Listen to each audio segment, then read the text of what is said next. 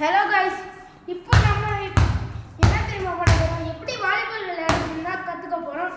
வாலிபாலில் இருக்கிற எல்லா மூவ்ஸுமே நான் இப்போ சொல்ல போகிறேன். ஃபர்ஸ்ட் சர்வீஸ் போடுறதா இருந்தால் இங்கே பாருங்கள், இப்படி ஒரு கையில் பால் வச்சுட்டு ஒரு கை பஞ்சிங் போஸ்ட் வச்சுட்டு இங்கே இப்படி வச்சுட்டு இப்படி போடலாம். அப்படின்னா இப்படி வச்சுட்டு நார்மலாக வச்சுட்டு இப்படி தட்டி விடலாம். அப்படி நெக்ஸ்ட்டு ஃபிங்கரிங் பண்ணி காமிக்கிறேன். இதான் ஃபிங்கரிங். நெக்ஸ்ட்டு அண்டர்ஆர்ம்ஸ் எடுக்கிறேன். அண்டர்ஆர்ம்ஸ் பால் வரும்போது டைரக்டாக அடிக்கிறது மட்டும்தான். நம்மளே தூக்கி போட்டு அடிக்கிறது ஷார்ட் இதான் ஷார்ட்.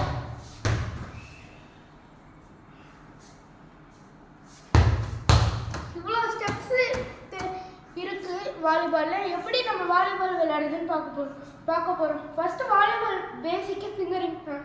இப்படி போட்டு தட்டணும், போட்டு இப்படி எப்படின்னா ஃபர்ஸ்ட் இந்த எல்போ ஷேப்பில் இப்படி வச்சுட்டு பாலை போட்டு இப்படி தட்டி விடணும். அது ஃபிங்கரிங்கு. அண்டர்ஆர்ம்ஸ்னா பால் இப்படி வரும்போது இங்கே பாருங்கள், இப்படி ஒன்றை வச்சுட்டு இப்படி சந்துக்குள்ளே விட்டு இங்கே வரல இப்படி மடக்கணும். பால் வரும்போது இப்படி அடிக்கணும். அப்படின்னா இங்கே பாருங்கள், ஒரு கை மட்டும் இப்படி வச்சுட்டு இப்படி வச்சு இப்படி அடிக்கலாம். Underarms clear. நெக்ஸ்ட்டு சர்வீஸ் அடிச்சு காமிக்கிறேன்.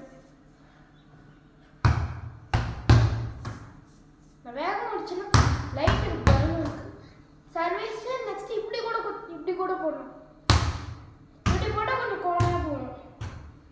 இருங்க வாங்கிக்கிறேன்.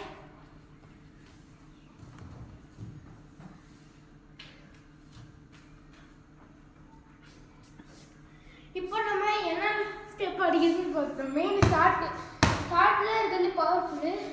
இருங்க அடிக்கிறாங்க, உங்களுக்கு அடிச்சு காமிக்கிறேன். கேமராமேன் சேஞ்ச் த டைரக்ஷன் பாருங்க, தெரியுதா? இப்போ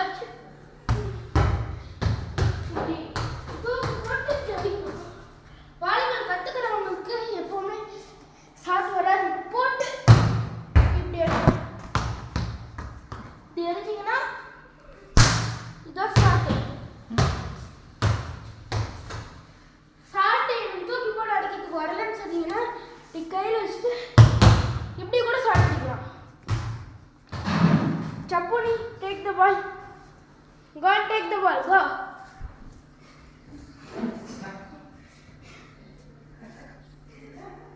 இருங்க, சப்புனி பால் எடுத்துட்டு வர போகிறோம். எத்தனை வந்துருக்கிறது நம்ம அப்படியே கண்டினியூ பண்ணலாம். சப்புனி give the ball, go stand there. So you want disturbance for my video.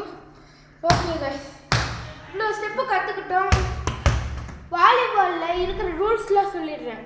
நீங்கள் ஒத்த கையில் இப்படி பால் வரும்போது இப்படி அடிச்சிங்கன்னா வரல உடஞ்சிடும்.